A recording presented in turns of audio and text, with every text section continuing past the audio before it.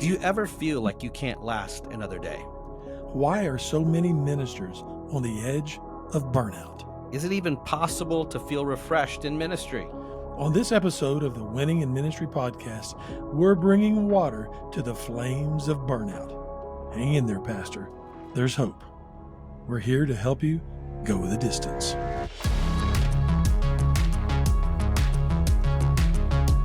You're listening to the Winning in Ministry podcast, where members of the Edify Leaders Ministry coaching team share insights and inspiration they have gained as they seek to strengthen ministers for exponential impact in life and ministry.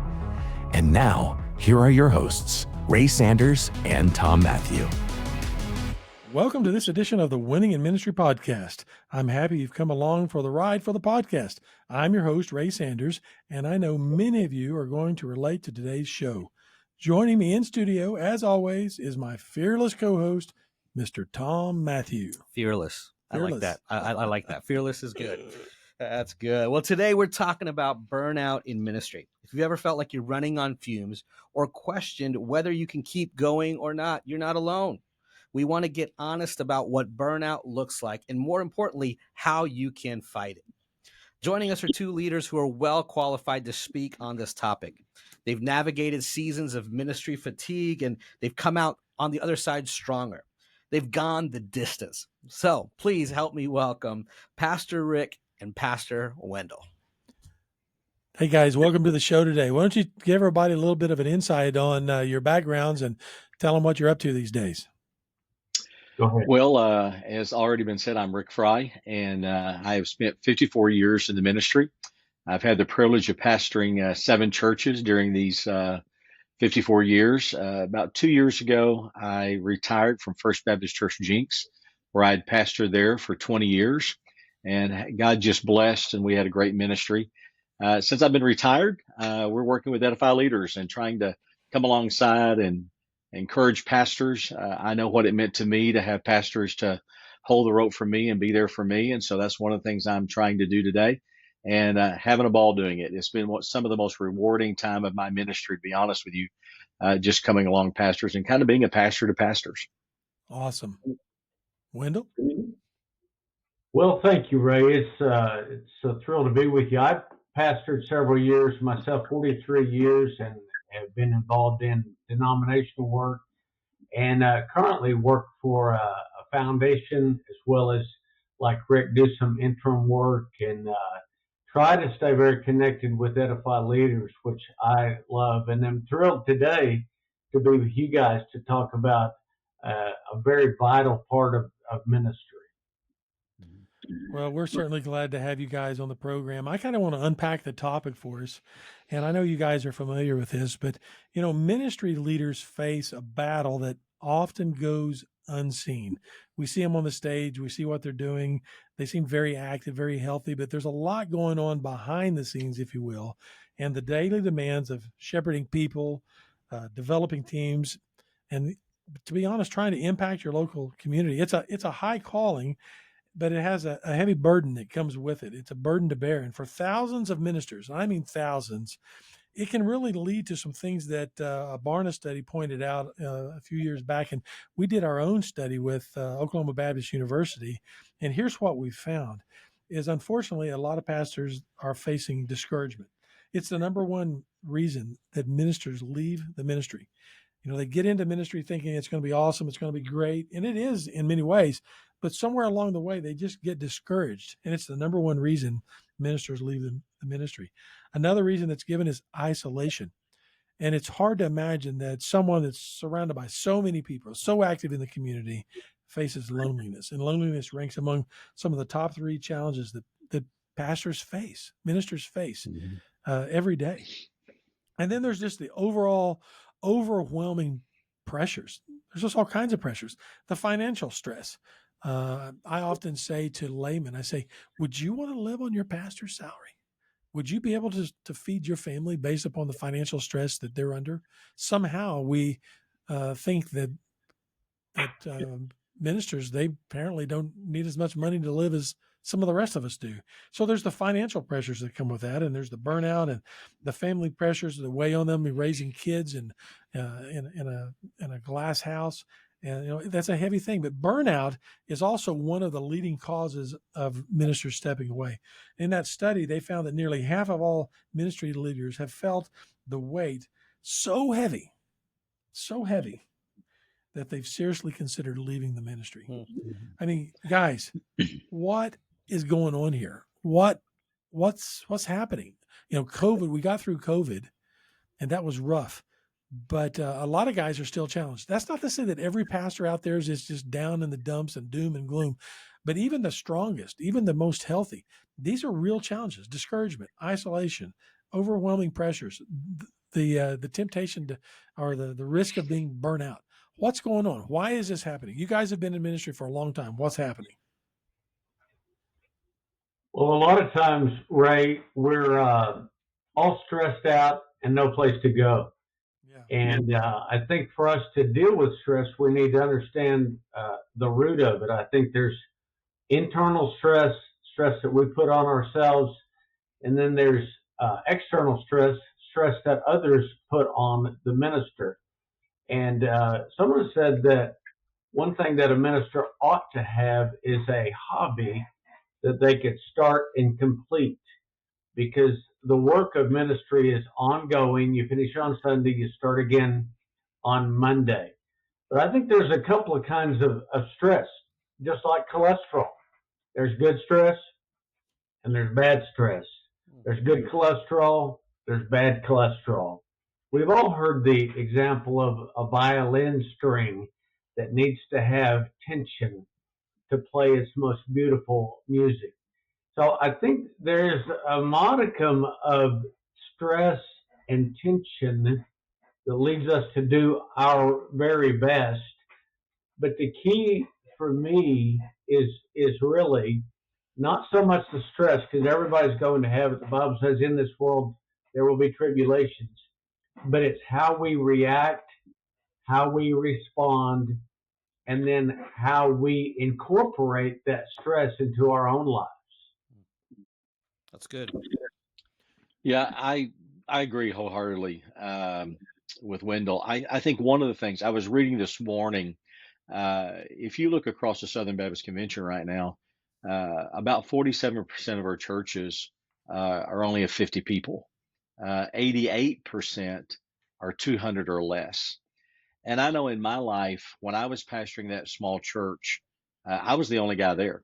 I didn't have a staff. I felt like it was all on me. I think there's a sense of where, if we're not careful, the church can put this sense of performance upon us. So we feel like, we've got to preach the best sermons. And back when I started, you got to remember, and I know Wendell knows this, we were preaching Sunday morning, Sunday night, and Wednesday night. Yeah. So you had 3 entirely different sermons you had to get together. Plus, you were doing counseling. You were also doing weddings and funerals. And so trying to be a dad, a husband, you're trying to be all those things. And I think it's so easy to put that added pressure upon us that we feel like, again, we've got to perform well. And so I think that stress just overwhelms us. And I think that's where you find yourself getting lonely. I think that's where you find yourself having the burnout. To be honest with you, it happened to me. I had a point where I was burning the candle at both ends because I was trying to be all things to all people at all times. And, God probably slowed me down and had to, in a sense, put me in a hospital because they didn't know what was going on with me. And that's when the doctor told me, he said, "Man, Rick, you're in your 20s, but you're burning the candle at both ends." And I finally began to realize I had to have a balance. I had to pace myself and realize that, number one, I couldn't do it all. And I think pastors that are pastoring where they're either bivocational or they're the only guy on staff, is so easy to fall into that. But I think that's another reason why you have to train leaders, and you got to train people in your church and teach your church to realize, guys, I can't do it all.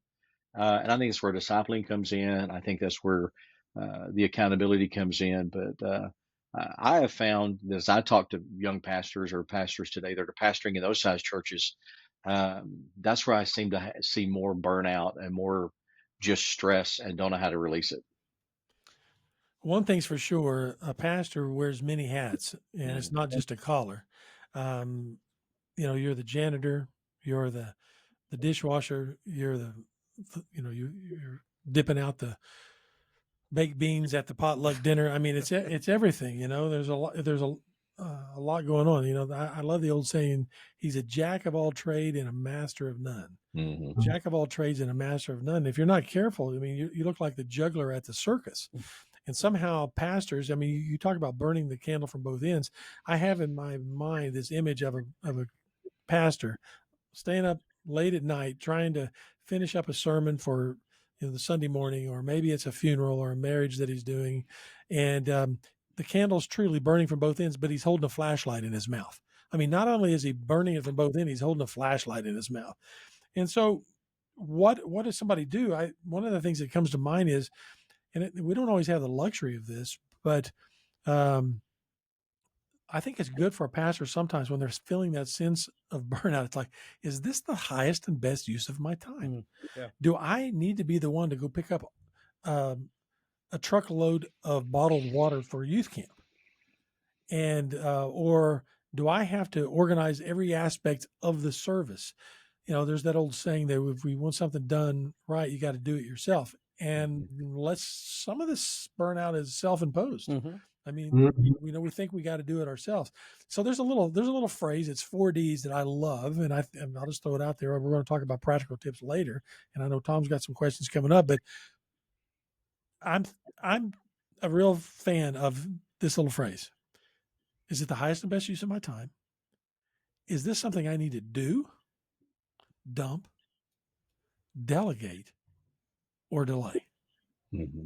And if you're a pastor out there, most of the time you're going to answer it, well, I live a 1D life. Mm-hmm. It's something I got to do. Mm-hmm. And there's nothing I can dump. I don't want to get fired.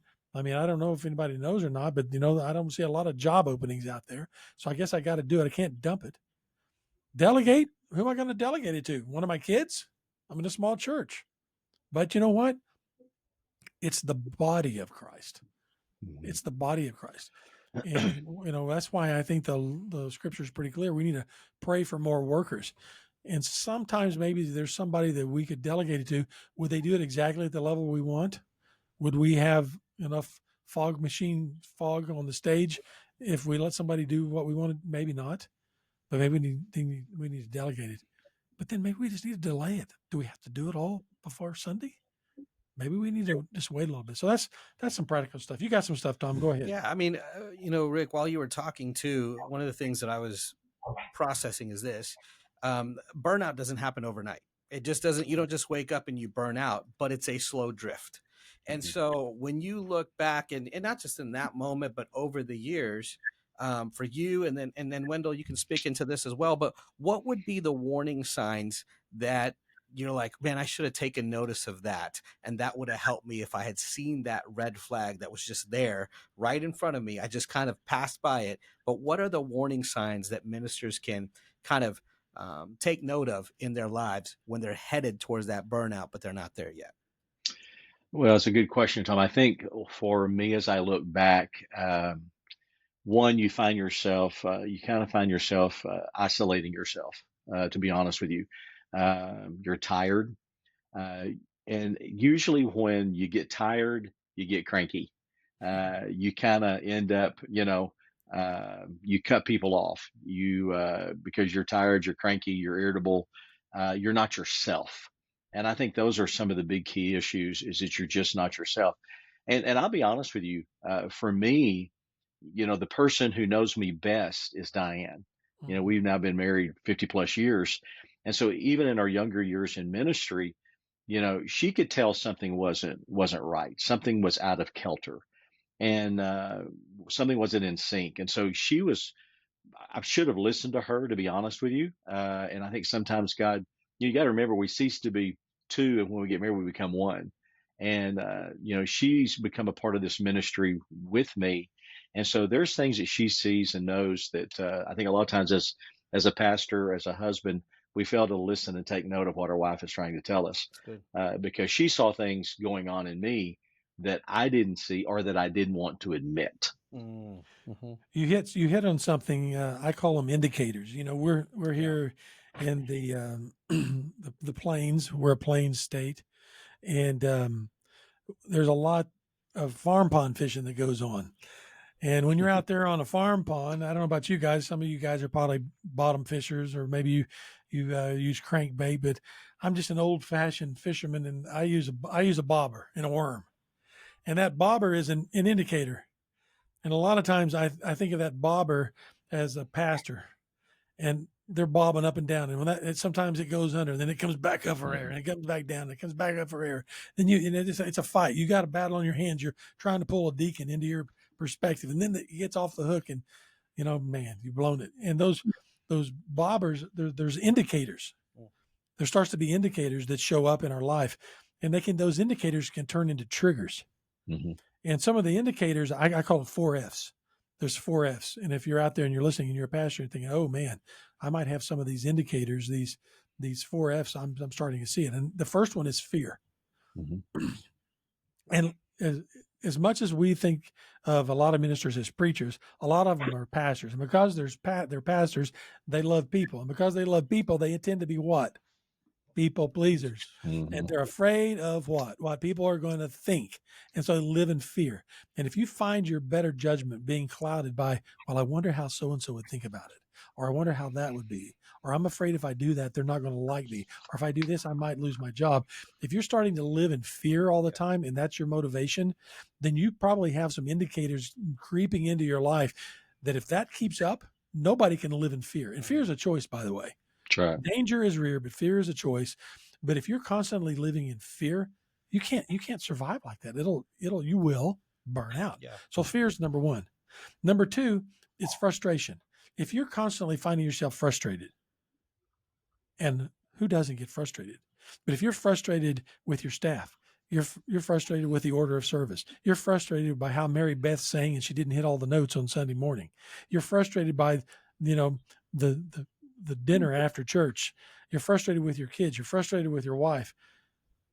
If frustration's a part of your vocabulary and you're just constantly got an edge about you, it's probably a trigger. It's a sign. There's a indicator that's coming up. Here's another one. Just flat out fatigued. I understand pastors only work 1 day a week, and they ought to have 6 days a week that they can sleep. It's a 24/7, 365 issue. You want to know if you really have a day off? A true day off means you don't have to answer your phone. I don't know one pastor that doesn't have that phone in their pocket all the time. You can say it's your day off, but guess what? You have a day off, you get a phone call. What are you doing? You're back in pastor mode. You're back in minister mode. You are on 24/7, 365. I'm sorry. There's not a horse. There's not a mule. There's not anybody I know that can keep up that kind of pace. And why should a pastor? The Lord modeled it for us, from very much in creation. He took rest. The best companies out there that do the best, they rest. And so if you're fatigued and you're tired all the time, that's an indicator. You're about to burn out. And here's another one. If you're woofing down, if you're living your lunch through the drive-through, or you're living off Dolly Madison's, or you're just woofing it down to get to the next meeting, and you're grabbing a this or a Snickers, and you end up hangry, it's going to show up in a lot of ways. The old days we call it Dunlap's disease. Your belly's Dunlapped over your belt line. And if you're starting to where your belly's Dunlapped over your belt line, it's probably an indication you're about to burn out, because we start putting on weight. It's comfort. We're trying to gain comfort. We're looking at burning out. So I'm just sitting here thinking, Rick, based on what you said, I bet you a Rick Fry and a Wendell Lang wish someday somebody would have told them about the 4 F's, and they can talk about it. So Wendell, you're biting, you're chomping at the bit. I know you're ready to say something. Jump in here, Wendell. Well, I like the 4 F's. You done a good job.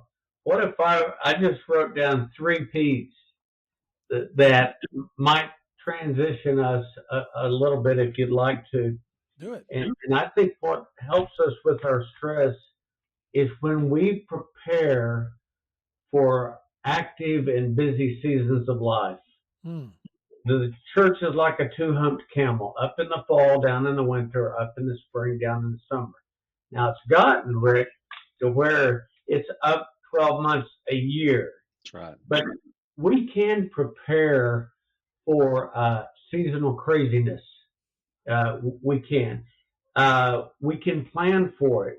I think we also need to, the second P is to promote it by telling other people what we're going through, what we're doing. If we have study time, we're still going to drop everything, but at least we can lay out, okay, maybe on this day of the week, if you can protect me, I'm going to be in the Word in prayer, in preparation. And then, Ray, finally, is to partner with someone. Maybe we get an accountability group. There are pastors, Rick, that we know and love that think psychotherapy is a major part of their well-being. And so they have regular psychotherapy. I've learned from this guy. I think there's some value in that. The bottom line, we need to find someone who we can partner with, and we can tell them the things that used to bring me joy are now producing dread. And I think that is a key that we're stressed out, we're maxed out. Well, to this point, I think that that's a perfect justification for a pastor getting involved with Edify Leaders. Partner with Edify Leaders, somebody that'll come alongside you, helping you navigate the challenges you face in life and work. That's what Edify Leaders is all about. So amen to that, partnering.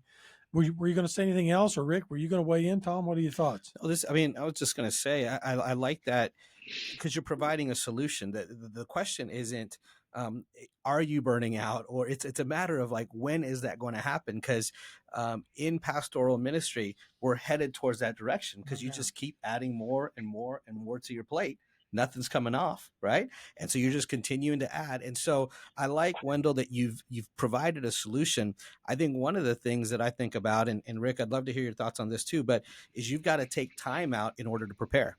And I think people, the pastors, ministers, you just don't have that margin, but you've got to create that margin to say, if I don't take time to prepare, then the destination that I'm headed towards is going to be out of ministry, not staying in ministry, which we're seeing happen. So, with that preparation, it's going to take a day, it's going to take some time, but what else would you say? And Rick, how did that kind of hit you as he started hitting on solutions? And you might have some others as well. Well, one of the things I did is, and I learned this in earlier years, I had to set aside some time. And so I would set aside certain days of the week. Those were my study days. Those were the days that, I didn't go to the office. I stayed home and I studied at home. And the reason why, because if I got to the office, I'm a very relational person. And so if somebody comes by and needs to see the pastor, I would stop what I was doing. I'd talk to him. Well, then it took you 3 times longer to get back into the groove of things. Right. So I just stayed away from the church on those study days.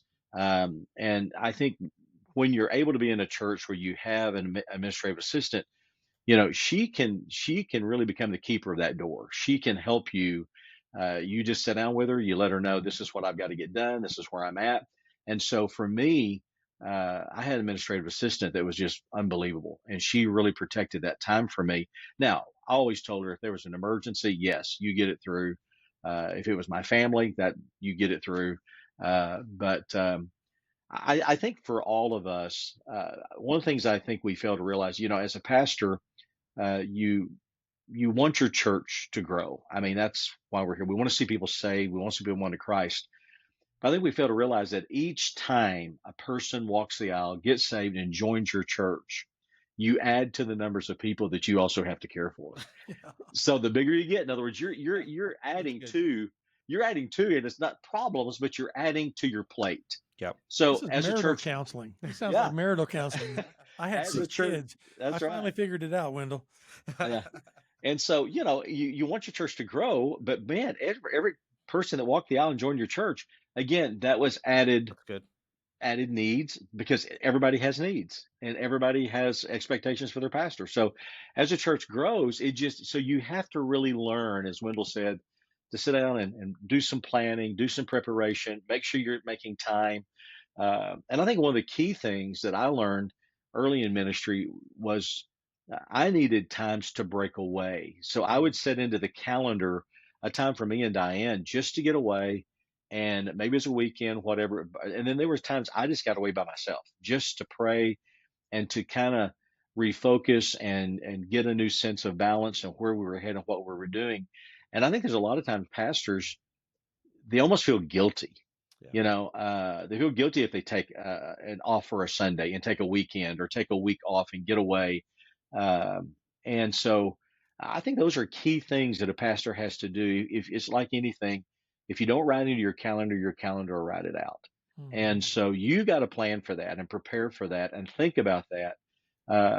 It's like anything, it's like Ray was saying about, you start running all the time, so you're eating the wrong kind of foods. And I think probably a lot of people, when they get stressed out, they stress eat, those kind of things. And so I think what happens is, just as you try to set your tone to, okay, I don't want to do those things. I've got to set my pattern up where I am spending time to be healthy, not just healthy physically, but healthy spiritually. And so you've got to take that time to break away and be by yourself with the Lord, or be you and your wife. But if you don't, you're going to burn out. Ray, I'd like to add right here.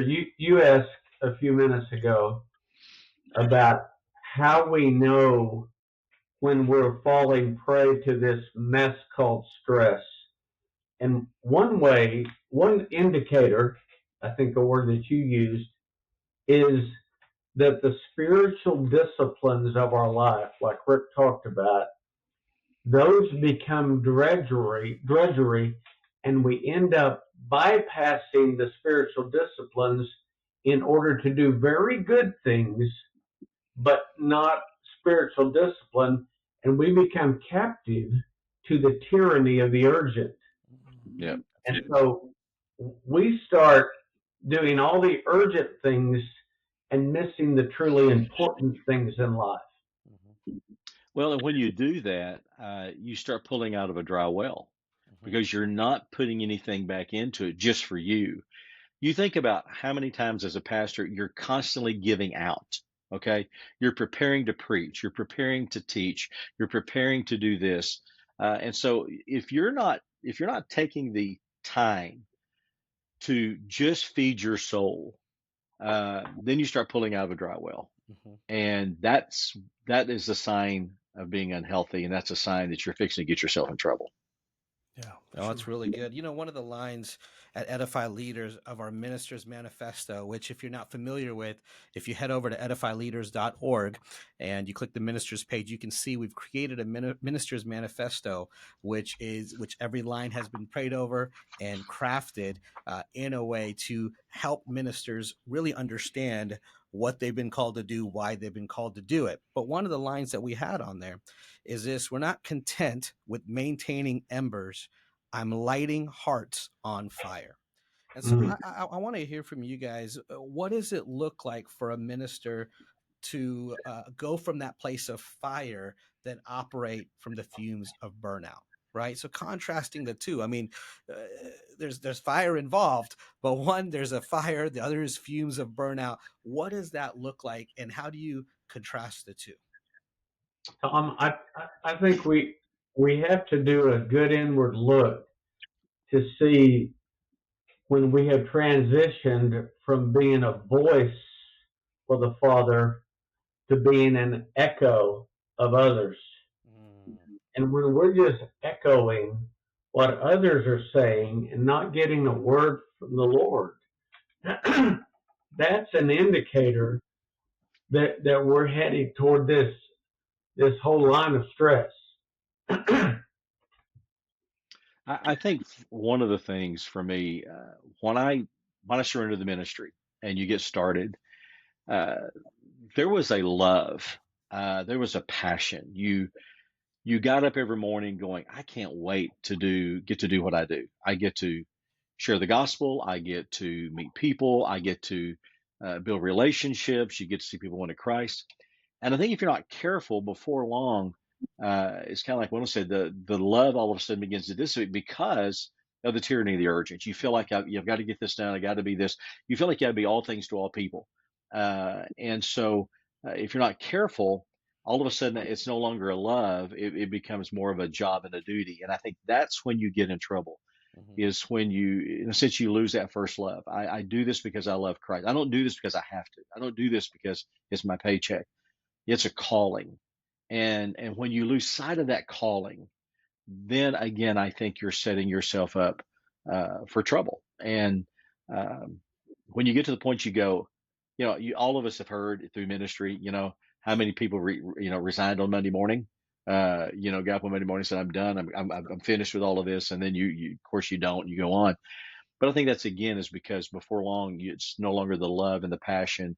It becomes more of a duty and a job. And when that begins to happen, I think it's a telltale sign. Well, you said it. I'm not so sure that there aren't some that have decided to resign. Not everybody pulls themselves up on Monday morning again by their bootstraps and decides to lean in for one more week. Yeah. Now, there's a lot of warriors out there. They got mud on their face, their hair's disheveled. I mean, they're sticking with it. There's certainly no guarantee of comfort in a calling, right? And if you look at the people who change the world and that God uses, they faced uncertainty and they worked through discomfort. And there's a lot of warriors out there that are making it happen. But there's times, like you said, you want to give up on Monday morning. But what would you guys say? What about the person that's out there that's listening right now? They're like, guys, I appreciate it. Man, I just don't know. I don't think I can go another day. I'm listening. I'm on the edge. I'm tired. I'm discouraged. I'm really not sure I can keep going for my mental health, for the health of my family, for the health of the ministry. What would you say to that person? You're having a cup of coffee. They look into your eyes. What would you say to them? I think it's not ironic, because I think we all see it. This past week, I sat with a young man in ministry, and those were the very words. And, first of all, I think you're not going to, I think at that moment, probably what you say is not as important as what you do. Because I looked at him and I said, look, we're not going to solve this because you didn't get here overnight. And it's going to take some time. But I tell you what I will do. I will hold the rope for you. I will be there for you. We'll walk this together. And so, we prayed together. We talked about some things that he was dealing with. A couple of days later, he phones me and he goes, man, I got to tell you what's happened. And so he began to kind of walk through what was happening. He's on staff at a church, and, it was kind of not a good situation between him and his pastor. And, as we just continue to walk through it, though, one of the things I told him, I said, listen, you need to go in and you need to sit down and you need to just share your heart one with your pastor.